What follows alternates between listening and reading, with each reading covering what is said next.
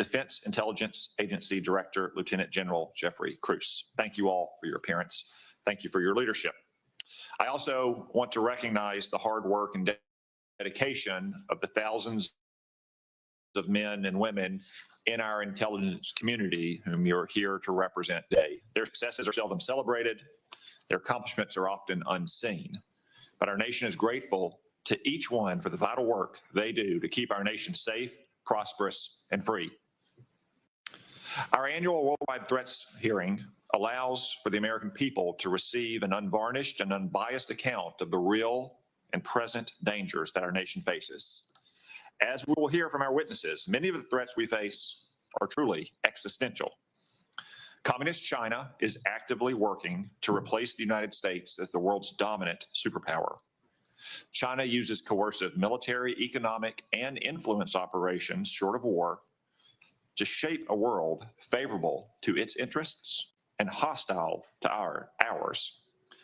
These methods include the biggest peacetime military buildup in history, rapidly expanding its nuclear forces, providing critical assistance to help Russia withstand U.S. sanctions, obscuring its role in accelerating the spread of COVID-19 beyond Wuhan, turning a blind eye to Chinese companies that enable the production of fentanyl flooding into the United States, and putting space weapons on orbit, among other tactics. Excess of resistance by Israel over the last year still aims to destroy what it calls the little Satan, the state of Israel, and what it calls the great Satan, the United States. It continues to arm Yemeni rebels to attack global shipping, though these outlaws have suffered terrible losses over the last 2 weeks, thanks to decisive action by President Trump and our brave troops. I commend the President, Mike Waltz, Pete Hegseth, and his entire national security team for these actions. Iran also continues its decades-long effort to develop surrogate networks inside the United States to threaten U.S. citizens. Furthermore, Iran's nuclear program continues apace. It's actively developing multiple space launch vehicles, which are little more than flimsy cover for an intercontinental ballistic missile program that could hit the United States in a matter of years. But all this will soon come to an end. The supreme leader of Iran faces a stark choice, thanks to President Trump. The supreme leader can fully dismantle his nuclear program, or he can have it dismantled for him. Finally, today's report also acknowledges that illicit drug production endangers the health and safety of millions of Americans. For the first time, the annual threat assessment lists foreign illicit drug actors as the very first threat to our country. As the report highlights, Mexican-based cartels using precursors produced in China continue to smuggle fentanyl and synthetic opioids into the United States. Last year alone, these deadly drugs tragically killed more than 52,000 Americans, more than the number killed in attacks by foreign terrorists or foreign nations. Given these threats, we have to ask, are our intelligence agencies well postured against these threats? I'm afraid the answer is no, at least not yet. As the world became more dangerous in recent years, our intelligence agencies got more politicized, more bureaucratic, and more focused on promulgating opinions rather than gathering facts. As a result of these misplaced priorities, we've been caught off guard and left in the dark too often. I know that all of you agree that the core mission of the intelligence community is to steal our adversaries' secrets and convey them to policymakers to protect the United States. At the same time, it's not the role of intelligence agencies to make policy, to justify presidential action, or to operate like other federal agencies. After years of drift, the intelligence community must recommit to its core mission of collecting clandestine intelligence from adversaries whose main objective is to destroy our nation and our way of life. The reason it's not our people. On the contrary, it has an abundance of them. The reasons are a misuse of resources, bureaucratic bloat, a default to play it safe, and a past administration that prioritized social engineering over espionage. Coupled with recent failures, the finding in today's Worldwide Threat Report should be a wake-up call to all of us to get our house in order. The status quo is proving inadequate to provide the president and Congress with the intelligence needed to protect the American people. As more storms gather, America's intelligence capabilities require urgent reform and revitalization. As the chairman of this committee, I look forward to working with each of you to strengthen America's intelligence edge and refocus our intelligence community on its core mission, stealing secrets. The American people deserve nothing less. We've assembled an impressive team to get this done, and I look forward to hearing your comments. Now I recognize the Vice Chairman for opening remarks. Well, thank you, Mr. Chairman, and good morning, everybody. I want to thank all the witnesses for being here. I got to say, I've been on the committee now for 14 years, and this year's assessment is clearly one of the most complicated and challenging in my tenure on the committee.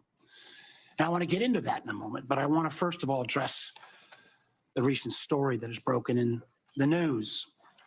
Yesterday, we stunningly learned that senior members of this administration, and according to reports, two of our witnesses here today were members of a group chat that discussed highly sensitive and likely classified information that supposedly even included weapons packages, targets, and timing, and included the name of an active CIA agent. Putting aside for a moment that classified information should never be discussed over an unclassified system, it's also just mind-boggling to me that all these senior folks were on this line and nobody bothered to even check Security Hygiene 101. Who are all the names? Who are they? Well, it apparently included a journalist. And no matter how much the Secretary of Defense or others want to disparage him, this journalist had at least the ethics to not report, I think, everything he heard. Question I raise is like, everybody on this committee gets briefed on security protocols. We're told you don't make calls outside of SCIFs of this kind of classified nature. We don't know, and I'm going to ask. Obviously, Director Gabbard is the executive in charge of all keeping our secrets safe. Were these government devices? Were they personal devices? Had the devices been collected to make sure there's no malware? There's plenty of declassified information that shows that our adversaries, China and Russia, are trying to break in to encrypted systems like Signal. I can just say this, if this was the case of a military officer or an intelligence officer and they had this kind of behavior, they would be fired. As I think this is one more example of the kind of sloppy, careless, incompetent behavior, particularly towards classified information, that this is not a one-off or a first-time error. Let me take a couple minutes and review some of the other reckless choices that this administration has made regarding our national security. We all recall, it seems like it wasn't that long ago, but less than 2 months ago, in the first 2 weeks, the administration canceled all U.S. foreign assistance. Now, some may say, how bad can that be? It's foreign assistance. Well, U.S. foreign assistance paid for the units in Ukraine that provide air defense to civilian cities being attacked by Russia. Foreign assistance paid for guarding camps in Syria where ISIS fighters are detained. Foreign assistance paid for programs abroad that ensure that diseases like Ebola don't come home. And until recently, it paid for the construction of a railway in Africa that would have helped given the United States much needed access to critical minerals in Congo. Now that project China's going to try to finance it. As well, in the first 2 weeks, Dr. Patel, the administration fired several of our most experienced FBI agents, including the head of the Criminal Investigative Division, the head of the Intelligence Division, the head of the Counterterrorism Division, the heads of the New York, Washington, and Miami field office, all individuals who were distinctly and directly responsible for helping to keep America safe. The irony in a little bit was the recently dismissed head of the Counterterrorism Division was involved in disrupting the ISIS attacks planned for Oklahoma City and Philadelphia, and helped lead the effort to bring to justice the key planner of the Abbey Gate bombing in Afghanistan that killed 13 U.S. servicemen and 150 civilians.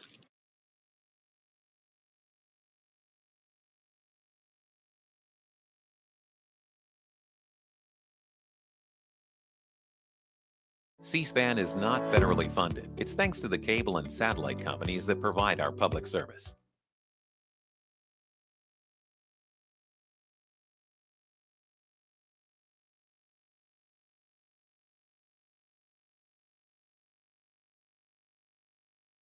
All the witnesses for being here. I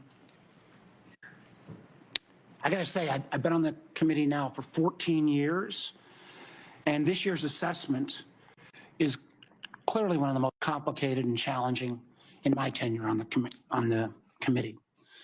And I want to get into that in a moment, but I want to first of all address the recent story that has broken in the news. Yesterday, we stunningly learned that senior members of this administration, and according to reports, 2 of our witnesses here today were members of a group chat that discussed highly sensitive and likely classified information that supposedly even included weapons packages of an active CIA agent. Putting aside for a moment that classified information should never be discussed over an unclassified system, it's also just mind-boggling to me that all these senior folks were on this line and nobody bothered to even check Security Hygiene 101. Who are all the names? Who are they? Well, it apparently included a journalist. And no matter how much the Secretary of Defense or others want to disparage him, this journalist had at least the ethics to not report, I think, everything he heard. Question I raise is like, everybody on this committee gets briefed on security protocols. We're told you don't make calls outside of SCIFs of this kind of classified nature. We don't know, and I'm going to ask, obviously. Director Gabbard is the executive in charge of all, keeping our secrets safe. Were these government devices? Were they personal devices? Have the devices been collected to make sure there's no malware? There's plenty of declassified information that shows that our adversaries, China and Russia, are trying to break in to encrypted systems like Signal. I can just say this, if this was the case of a military officer or an intelligence officer and they had this kind of behavior, they would be fired. I think this is one more example of the kind of sloppy, careless, incompetent behavior, particularly towards classified information, that this is not a one-off or a first-time error. Let me take a couple minutes and review some of the other reckless choices that this administration has made regarding our national security. We all recall, it seems like it wasn't that long ago, but less than 2 months ago, in the first 2 weeks, the administration canceled all U.S. foreign assistance. Now, some may say, how bad can that be? It's foreign assistance. Well, U.S. foreign assistance paid for the units in Ukraine that provide air defense to civilian cities being attacked by Russia. foreign assistance paid for guarding camps in Syria where ISIS fighters are detained. Foreign assistance paid for programs abroad that ensure that diseases like Ebola don't come home. And until recently, it paid for the construction of a railway in Africa that would have helped given the United States much needed access to critical minerals in Congo.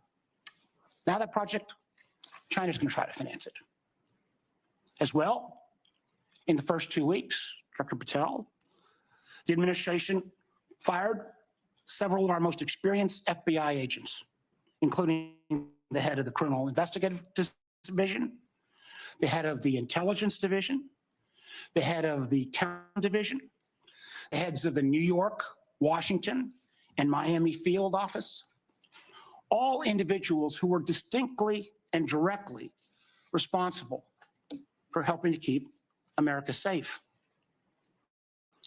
The irony a little bit was the recently dismissed head of the Counterterrorism Division was involved in disrupting the ISIS attacks planned for Oklahoma City and Philadelphia, and helped lead the effort to bring to justice the key planner of the Abbey Gate bombing in Afghanistan that killed 13 U.S. servicemen and 150 civilians. That very Abbey Gate effort was actually praised by the president in his State of the Union address.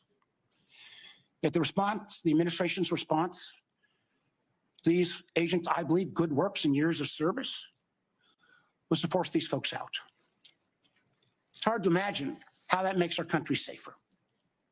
Nor can I understand how Americans are made more secure by firing more than 300 staff at the National Nuclear Security Administration, including those responsible for overseeing the security and safety of the nuclear stockpile. Or by ousting 130 employees at CISA, the agency directly responsible for trying to take on China's Salt Typhoon attack. Again, after Salt Typhoon, I would have thought folks on that group chat might have thought twice. Or how we made safer by sacking 1,000 employees at the CDC and NIH who are actually directly working on trying to keep our country safe from disease. Or by pushing out hundreds of intelligence officers. The amazing thing is that our intelligence officers, they're not interchangeable like a Twitter coder. These intelligence officers, our country makes $20,000 to $40,000 of an investment just in getting a security clearance. Literally goes into six figures when you take the training involved. Can anyone tell how firing probationary individuals without any consideration for merit or expertise is an efficient use of taxpayer dollars? And just to make clear that yesterday's story in the Atlantic was not this rookie one-off, it's a pattern. Now, I want to acknowledge Director Radcliffe was not here in his position when this took place. But again, earlier in the administration, when a non-classified network was used, thereby exposing literally hundreds of CIA officers' identities, those folks can't go into the field now. How does that make our government more efficient? You know, again, this pattern of an amazing cavalier attitude towards classified information is reckless, sloppy, and stunning. And perhaps what troubles me most is the way the administration has decided that we can take on all our problems by ourselves without any needs for friends or allies. I agree that we've got to put America's priorities first, but America first cannot mean America alone. The intelligence we gather to keep Americans safe depends on a lot of allies around the world who have access to sources we don't have. That sharing of information saves lives, and it's not hypothetical. We all remember it because it was declassified last year when Austria worked with our community to make sure to expose a plot against Taylor Swift in Vienna. That could have killed literally hundreds of individuals. However, these relationships are not built in stone. They're not dictated by law. Things like the Five Eyes are based on trust, built on decades.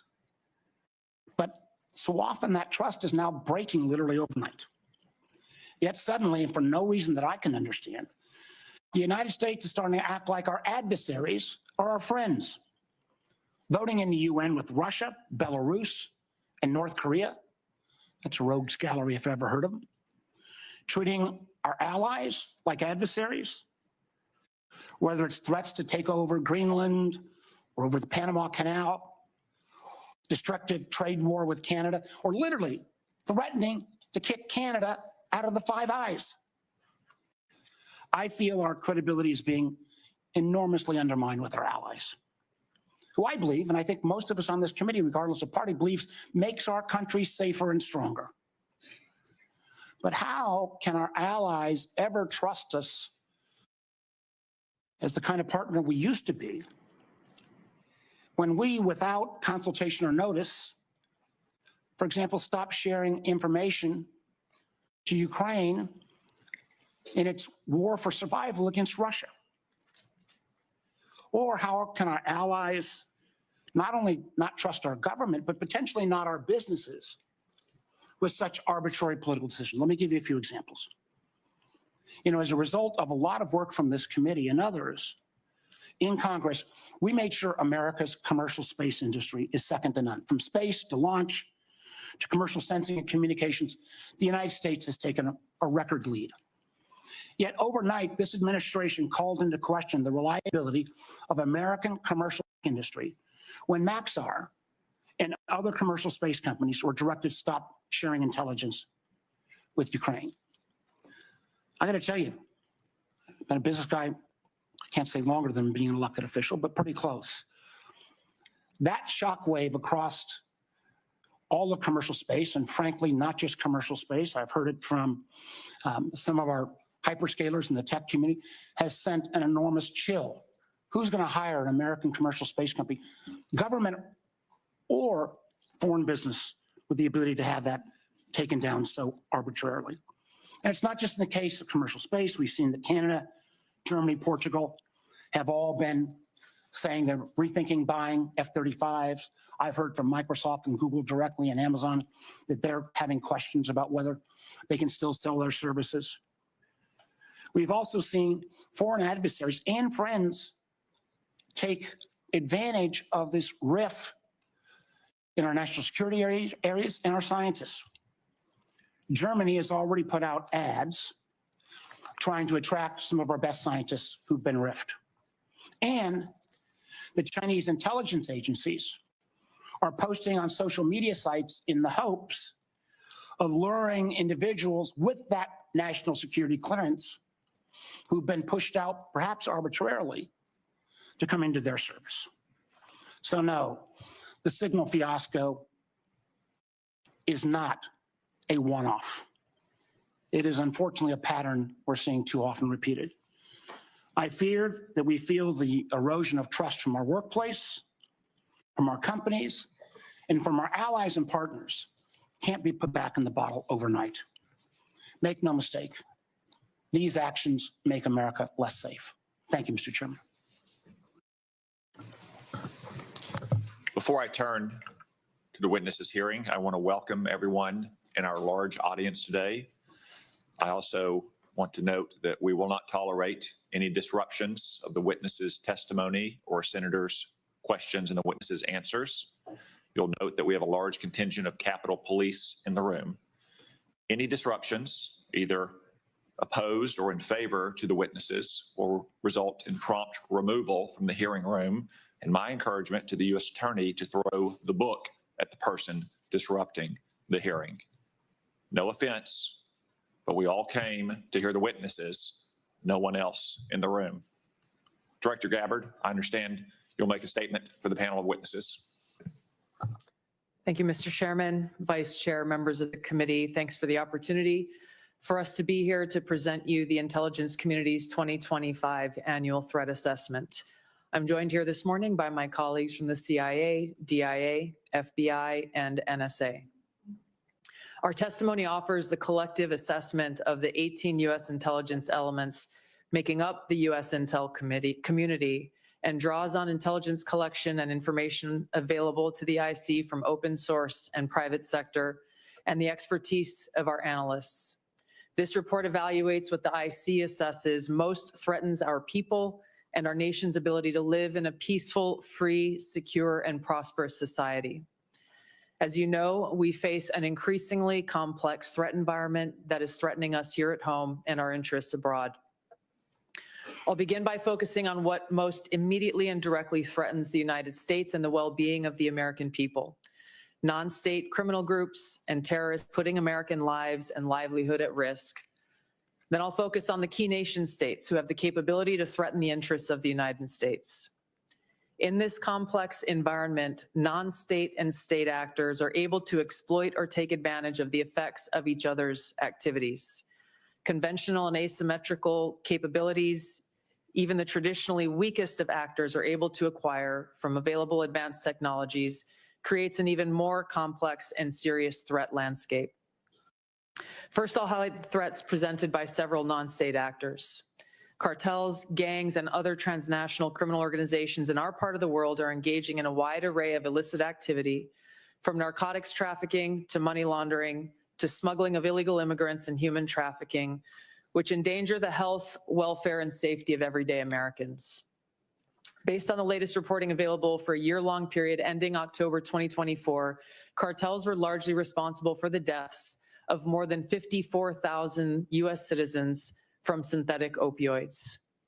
Mexico-based transnational criminal organizations, or TCOs, are the main suppliers of illicit fentanyl to the U.S. market and are adapting to enforcement and regulatory pressures by using multiple sources and methods to procure precursor chemicals and equipment, primarily from China and India, many of which are dual-use chemicals used in legitimate industries. Independent fentanyl producers are also increasingly fragmenting the drug trade in Mexico. The availability of precursor chemicals and ease of making illicit fentanyl have enabled independent actors to increase illicit fentanyl production and smuggling operations in Mexico. Cartels are profiting from human trafficking and have likely facilitated more than 2 million illegal immigrants encountered by law enforcement at the U.S. southwest border in 2024 alone, straining our vital resources and putting the American people at risk. Criminal groups drive much of the unrest and lawlessness in the Western Hemisphere. They also engage in extortion, weapons and human smuggling, and other illicit and dangerous revenue-seeking operations, including kidnappings for ransom, forced labor, and sex trafficking. These and other human traffickers exploit vulnerable individuals and groups by promising well-paying jobs while confiscating their identification documents. They operate in the shadows, exploiting lawlessness in various areas and using coercion and intimidation to control their victims. While these key drivers of migrants are expected to persist, heightened U.S. border security enforcement and deportations under the Trump administration are proving to serve as a deterrent for migrants seeking to illegally cross U.S. borders.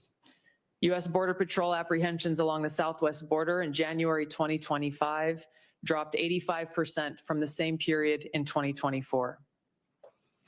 Transnational Islamist extremists such as ISIS and Al-Qaeda and affiliated jihadi groups continue to pursue, enable, or inspire attacks against the United States and our citizens abroad and within the homeland to advance their ultimate objective of establishing a global Islamist caliphate.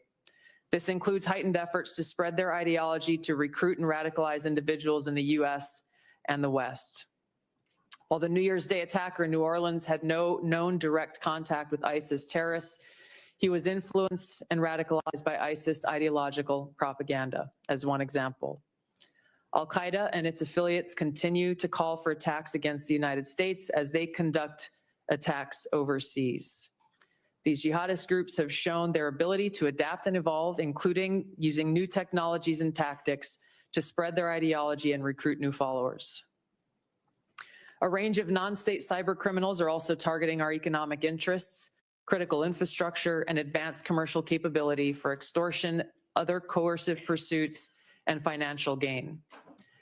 These actors use a variety of tactics, including phishing, ransomware, and denial of service attacks, to disrupt our systems and steal sensitive and lucrative information, using available technologies and US cyber vulnerabilities. Ransomware actors last year, for example, attacked the largest payment processor for US healthcare institutions. And another set of criminal actors conducted cyber attacks against US water utilities. Some of these non-state cyber actors also operate as proxies for or emulate similar activities carried out by major state actors. While these non-state cyber actors often seek financial and intellectual property gains, they also carry out cyber operations for espionage purposes, targeting our critical infrastructure. Turning to key state actors, the IC sees China, Russia, Iran, and North Korea engaging in activities that could challenge US capabilities and interests, especially related to our security and economy. These actors are in some cases working together in different areas to target US interests and to protect themselves from US sanctions. At this point, the IC assesses that China is our most capable strategic competitor. Under the leadership of President Xi Jinping, the People's Republic of China seeks to position itself as a leading power on the world stage, economically, technologically, and militarily. Beijing is driven in part by a belief that Washington is pursuing a broad effort to contain China's rise and undermine CCP rule. China's most serious domestic challenge is probably China's slowing economy and potential instability if socioeconomic grievances lead to large-scale unrest. Growing economic tensions with the United States and other countries could also weigh on China's plans for economic growth and domestic job creation. China's military is fielding advanced capabilities, including hypersonic weapons, stealth aircraft, advanced submarines, stronger space and cyber warfare assets, and a larger arsenal of nuclear weapons.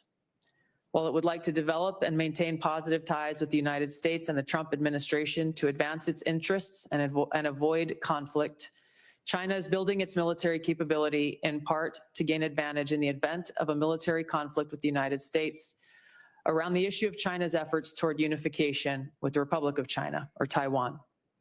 China's military is also expanding its presence in the Asia-Pacific region with a focus on disputed territorial claims in both the East China and South China Seas.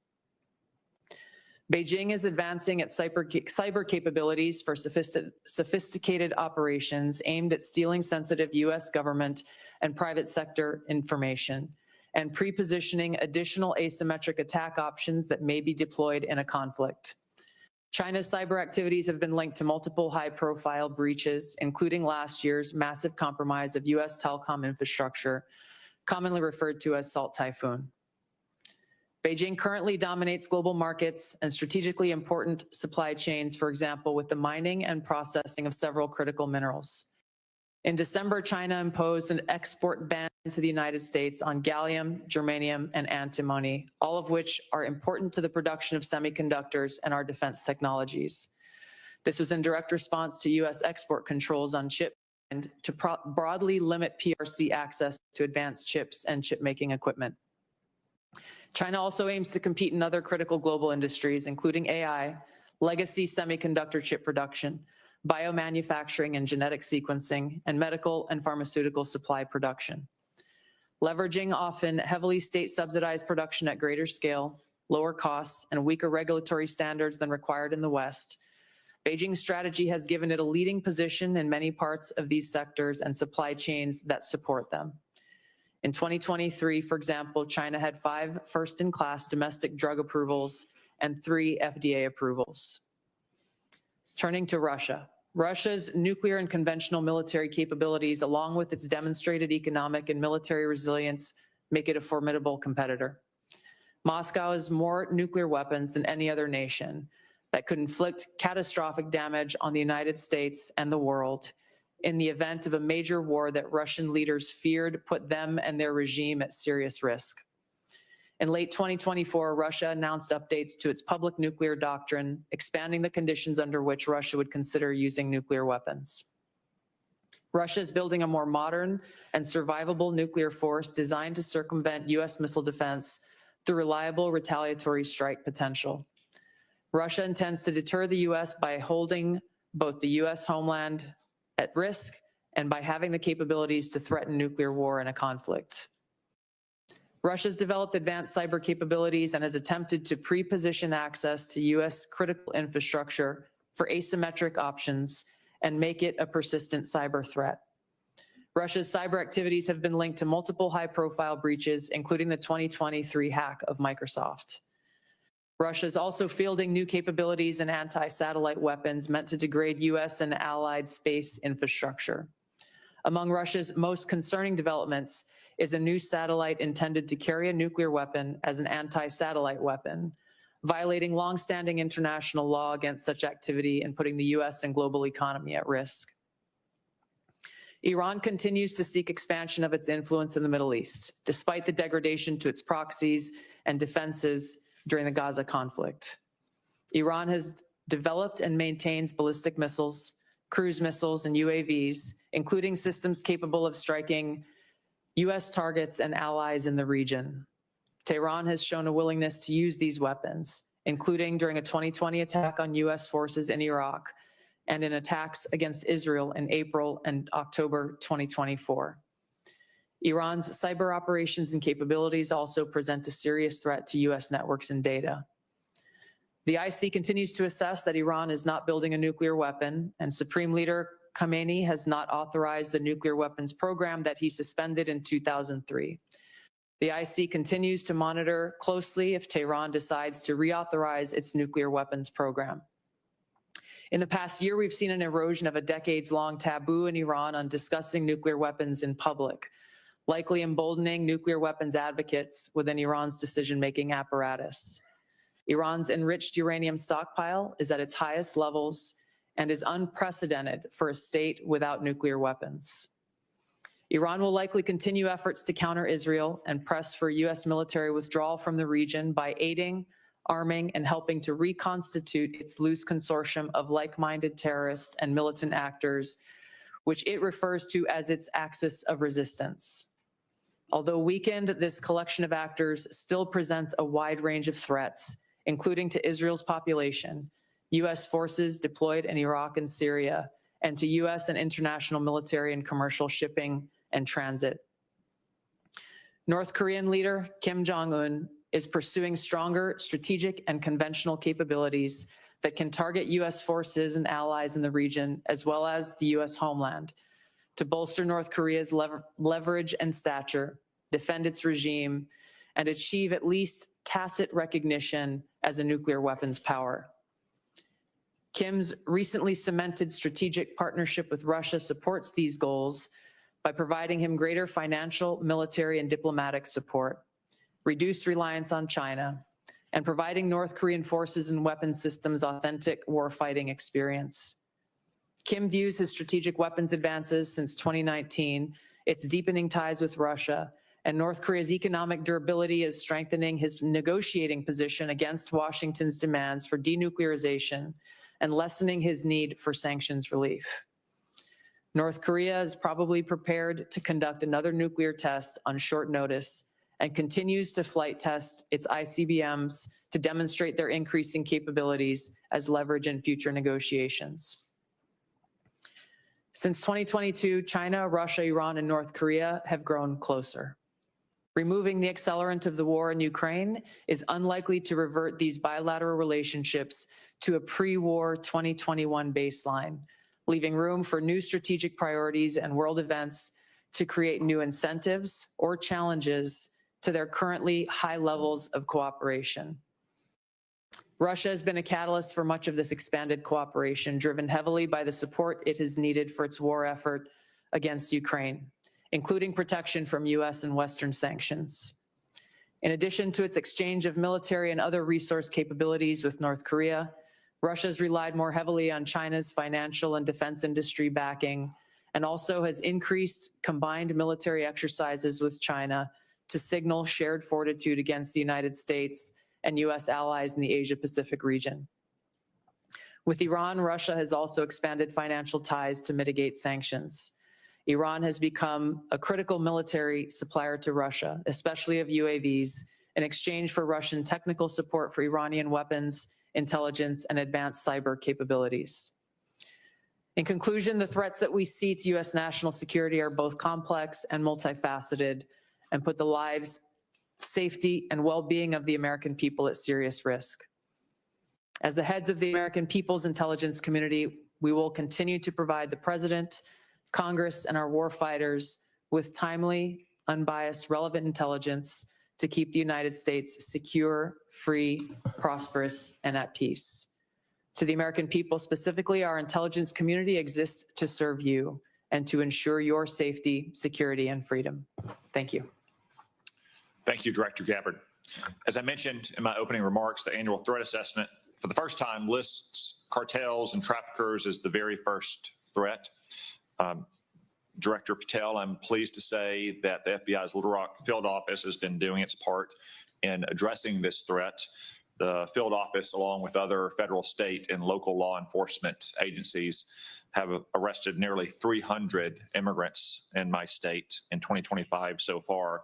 Could you provide some color about the nature of the threat these illegal immigrants have posed, not just to Arkansas, but our nation, perhaps including some of the details of the horrific offenses they've committed against the American people? Thank you, Mr. Chairman. Mr. Vice Chairman.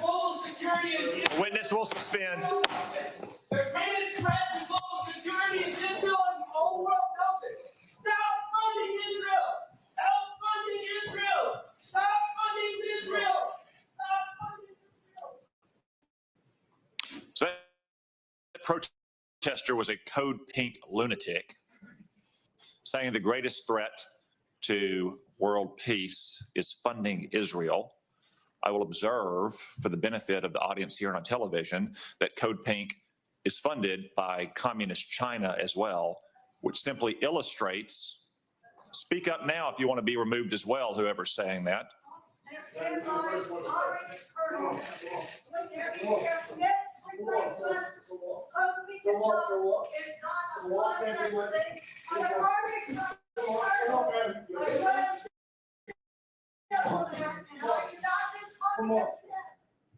If anyone else would like to join them, speak now, please. We don't have any more disruptions. As I was saying, the fact that communist China funds Code Pink, which interrupts a hearing like this about Israel, simply illustrate Director Gabbard's point that China, Russia, Iran, North Korea, and other American adversaries are working in concert to a greater degree than they ever have before. Director Patel, back to my question, could you give us some color about the threat that illegal migrants have posed, not only to my state, which has resulted in nearly 300 arrests in 2025, but also to the nation at large? Thank you, Mr. Chairman, Mr. Vice Chairman, and members of the committee. I appreciate the time to address you all. Specifically to Arkansas, Senator, the priorities at the FBI, which I identified during my confirmation hearing and since, is attacking violent crime along with national security. And every single state in this country is a border state. Arkansas is no exception. Allow me to highlight the work of the men and women in the FBI and state and local law enforcement in the state of Arkansas. Since February 5th alone, we've had 220 illegal immigrants arrested on charges varying from violent offenses, weapons offenses, narcotics offenses, and serious violent felonies. 253 separate individuals have been charged related to those offenses. And here's something I want the American people to hear about narcotics and countering narcotics.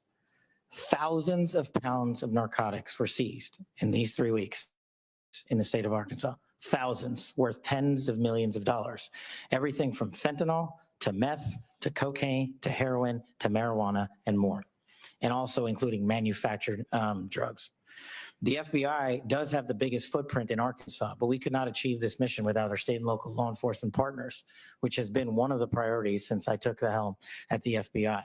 They provide the greatest ground level intelligence to conduct these operations in Arkansas and in every single state across the union. Since February 5th, we've assisted with the arrest of hundreds of criminals and illegals throughout your state, and that was just a 3-week operation. Prior to that, Senator, there was a bust of 17 federal indictments relating to a meth lab in the state of Arkansas in the southwest corner of your state. All of those individuals are now facing prosecution for hundreds of pounds of illegal opioids, guns, and other illicit material. So we will continue to do that work. We will work it 7 days a week, 365 days a year, not just in your state, Mr. Chairman, but in every state.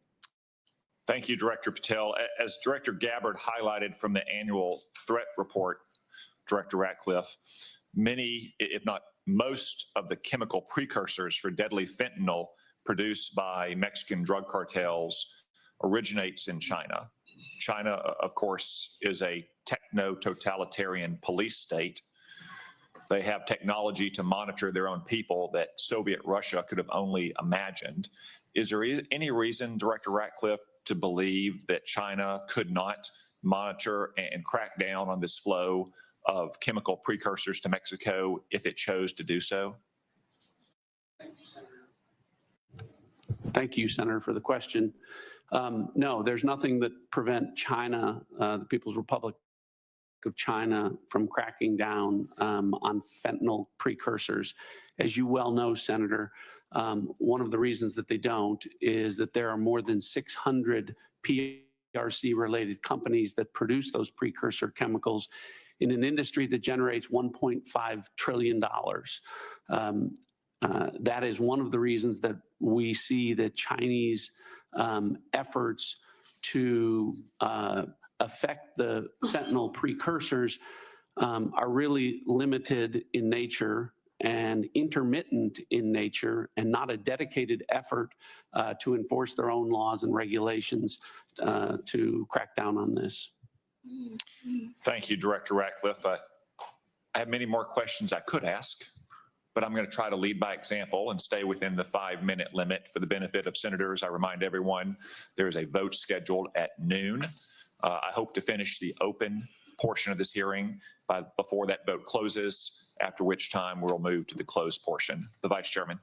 Thank you, Mr. Chairman. I'll be happy to take your extra 13 seconds, but I want to go back to what I addressed at the outset. I mean, this was not only sloppy, it not only violated all procedures, but if this information had gotten out, American lives could have been lost. The Houthis had this information, could reposition their defensive systems. So I want to get a little more information about this. Director Gabbard, did you participate in the group chat with Secretary of Defense and other Trump senior officials discussing the Yemen war plans? Senator, I don't want to get into the specifics. Ma'am, were you on? You're not going to be willing to address. So you're not, are you denying, Matt, will you answer my question, ma'am? You were not TG on this group chat? I'm not going to get into the specifics. So you refuse to acknowledge whether you were on this group chat? Senator, I'm not going to get into the specifics. Why are you going to get into the specifics? Is it because it's all classified? Because this is currently under review by the National Security Because Council. it's all classified? If it's not classified, share the text now. As the White House previously Is it stated, classified or non-classified information on this text? I can confirm. Director Radcliffe, were you on the group chat? Senator, I was on a signal messaging group. So you were the John Ratcliffe on that chat? I was. Thank you, thank you. Can I provide some context, Senator, to that? Yes, but I've got a series of questions. Well, but I think it's important because at the outset, you made a couple of comments about signal messaging using encrypted apps. So that we're clear, one of the first things that happened when I was confirmed as CIA director was signal was loaded onto my computer at the CIA, as it is for most CIA officers. One of the things that I was briefed on very early, Senator, was by the CIA records management folks about the use of signal as a permissible work use. It is. That is a practice that preceded the current administration to the Biden administration. Director Ratcliffe, I've got a series of questions. If you're making the statement, if you're making the statement, the signal is a secure channel. No, can I answer that? It is. I've got a series of encryption. So it is. I understand encryption. It is permissible to use to communicate and coordinate for work purposes, provided, Senator, that any decisions that are made are also recorded through formal channels. Right. So those were procedures that were implemented. My staff implemented those processes, followed those processes, complied with those processes, and finally, just please. So my communications, to be clear, in a signal message group were entirely permissible and lawful and did not include classified information. Well, we will make that determination, because if it's not classified, share the text with the committee. Let me go on. Dr. Gabbard, you are the security executive and set access guidelines for classified information. Did you contact the defense secretary or others after this specific military planning was put out and say, hey, we should be doing this in a SCIF? There was no classified material that was shared in that So then if signal there was no check. classified material, share it with the committee. You can't have it both ways. These are important jobs. This is our national security. Bobbing and weaving and trying to, filibuster your answer. So please answer the question. If this was Director Gabbard, if this was a rank and file intelligence officer who did this kind of careless behavior, what would you do with them? Senator, I'll reiterate that there was no classified material that was shared in that And if there's signal. no classified in materials, share. And then if there's no classified materials, then you can't even answer the question whether you're on the chat. This is strangely familiar, and I think my colleagues will remember, when you couldn't answer the question, is Edward Snowden a traitor? Man, I have serious doubts about anyway. Director Gabbard, I'm going to give you this. Tweeted just 11 days ago, and I'm quoting you. Any unauthorized release of classified information is a violation of the law and will be treated as such. So if this information is classified, what are you going to do? Senator, 2 points here. First of all, there's a difference between inadvertent release versus Careless and sloppy. malicious leaks of classified information. The second point is there was no classified information that was on And the the information signal committee should get that chat. information. Director And the Patel, National Security Director Council Patel, has my time's about out, how and I'm this going to occurred. use my 12 seconds that the chairman came. Director Patel, has the FBI launched any investigation of this? Senator, I was just briefed about it late last night, this morning. I don't have an update. I would like to get an answer by the end of the day. At this point in the ordinary course of affairs, I would recognize Senator Collins. She is under the weather this morning. She regrets her absence, but anticipates submitting written questions to which I would request your prompt replies for the senator. Senator Cornyn. Director Gabbard, I applaud President Trump's efforts to try to bring an end to the war between Russia and Ukraine. I want to read a statement out of the annual threat assessment and just confirm that you agree with this. It says Russia views its ongoing war with Ukraine as a proxy conflict with the West, and its objective to restore Russian strength and security in its near abroad against perceived U.S. and Western encroachment has increased the risks of unintended escalation between Russia and NATO. Do you agree with that statement? And that is in the annual threat assessment, correct? Correct. I'd like to refer to an AP story, Associated Press, dated March 21st, 2025. The title of the article is Western Officials Say Russia is Behind a Campaign of Sabotage Across Europe. This AP map shows it. Mr. Chairman, I'd like to ask unanimous consent that this be made part of the record. Without objection. The document that AP compiled, and I presume this is through open sources, documented 59 incidents, including cyber attacks, spreading propaganda, plotting killings, or committing acts of vandalism, arson, sabotage, or espionage. Is that consistent with your understanding and impression of what Russia's currently engaged in Europe? Senator, I haven't seen that specific article, but I can confirm that we assess Russia's attempts to conduct such sabotage activities in Europe. Thank you. One of the things that I'm most concerned about following some of the discussions between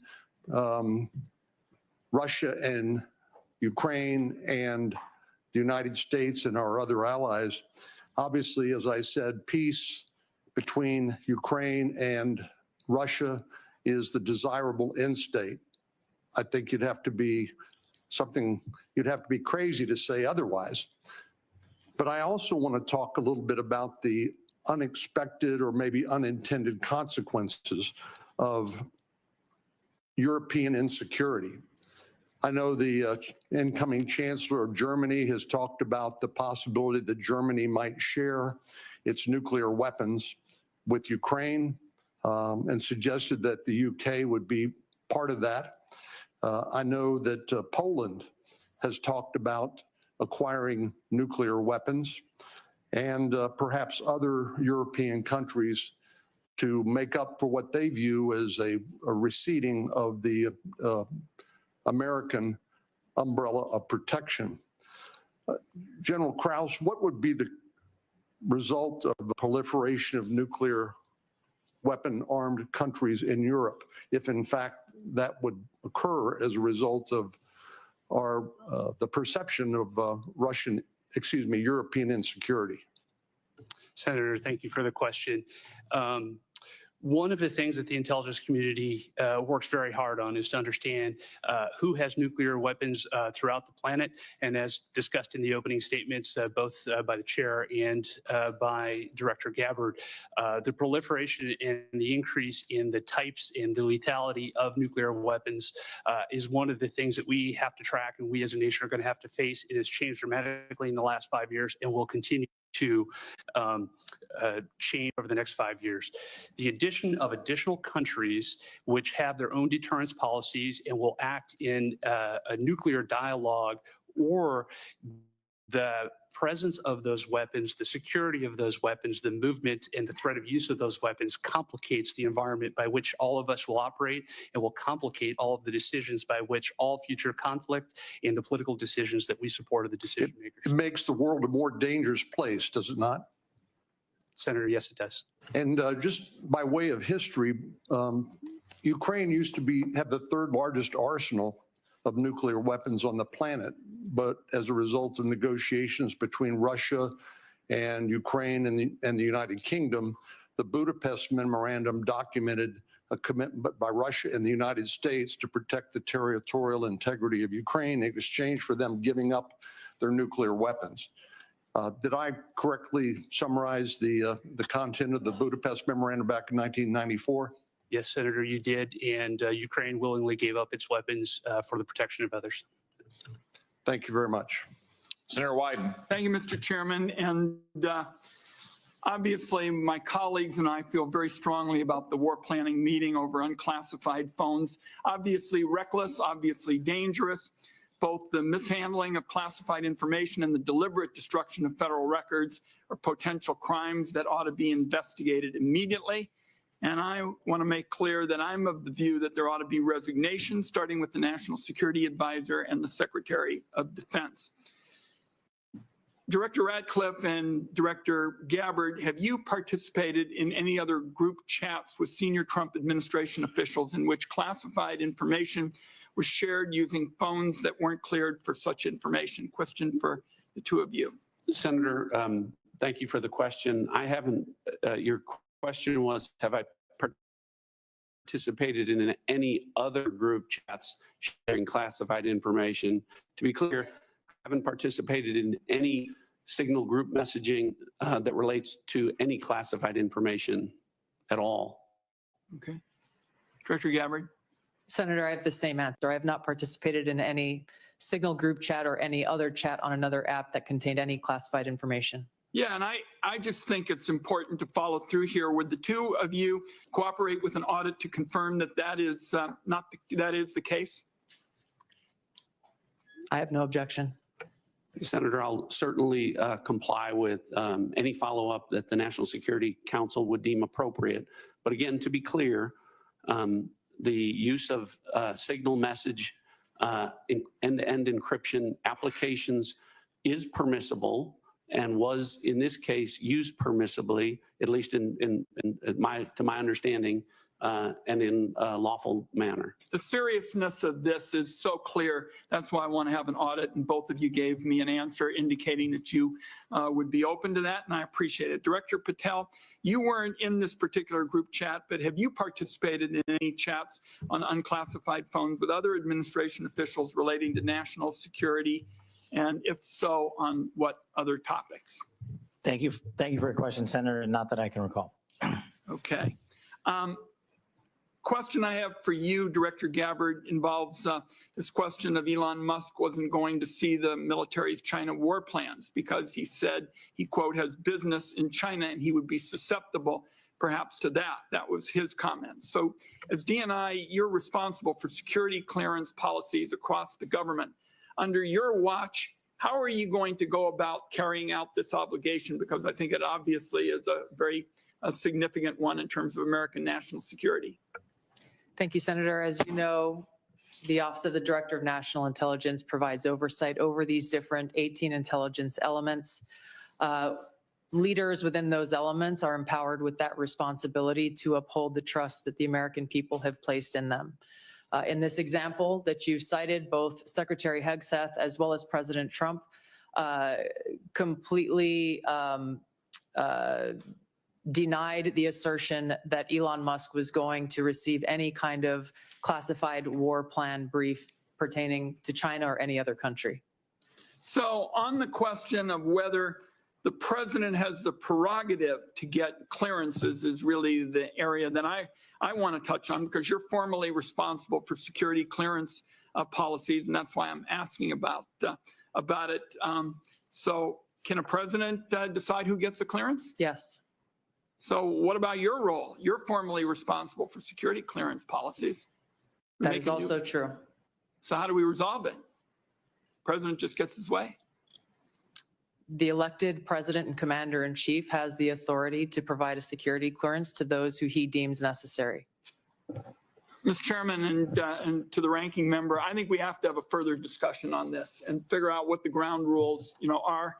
I think it's clear what the director says. I just think we need more clarity, because I think you have the formal responsibility for security clearances, and now we've heard that this somehow is going to be the president's project, and I think we ought to have further discussions. Thank you, Mr. Chairman.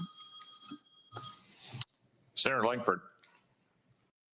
Chairman, thank you. Thank you to all of you, your service to the country.